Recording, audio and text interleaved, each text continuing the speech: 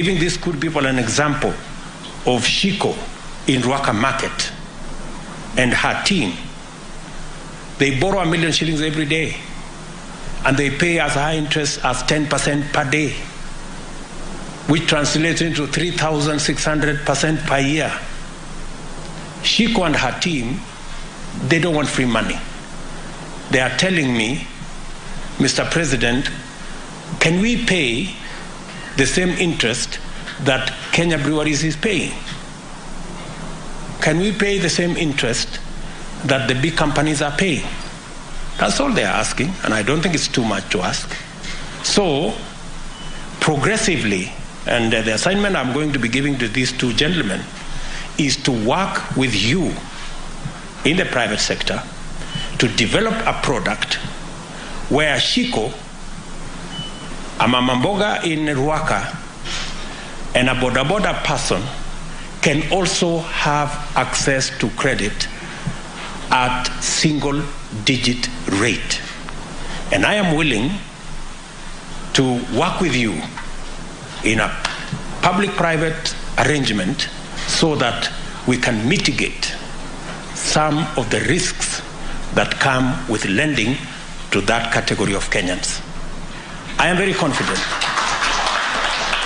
I am very confident that if we give Shiko and her team, and many of them in Kenya, the opportunity to borrow at single-digit interest rate, they can double, if not triple, their business. And it is good for everybody.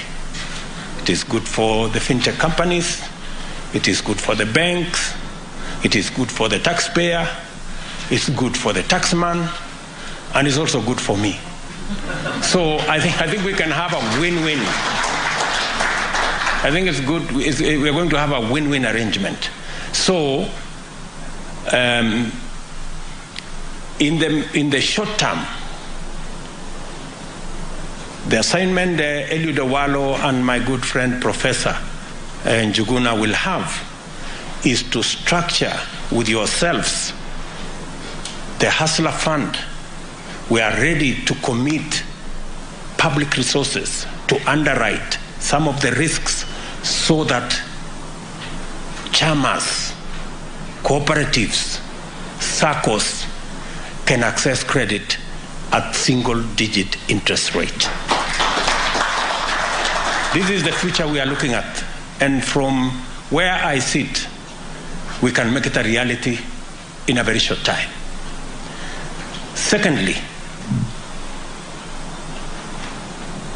in this space, we should also, and I have heard from NCPA, we should also find the model that encourages savings.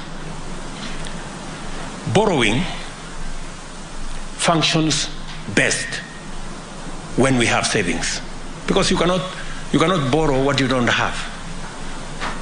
And we have continuously borrowed the savings of others, and that is why we are becoming slaves to our lenders. It is time every Kenyan, and we are working with other sectors, including NSSF and other financial instruments, to make sure that we take our savings from the current maybe 9, maybe 10% of GDP to 20, 25% of GDP. That way, we can have not just a secure present, but we can also have secure or ensure our future. I am looking forward to working with all the actors in this space to ensure that we build our savings culture,